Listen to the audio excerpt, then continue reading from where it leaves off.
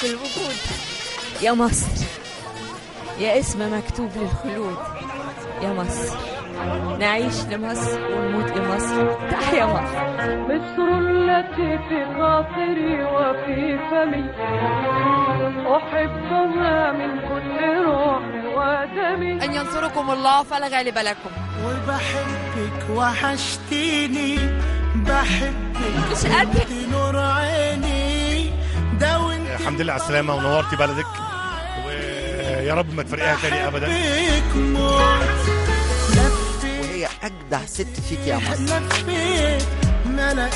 وحشتينا ال5 سنين اللي فاتوا مروا علينا كأنهم مليون سنة.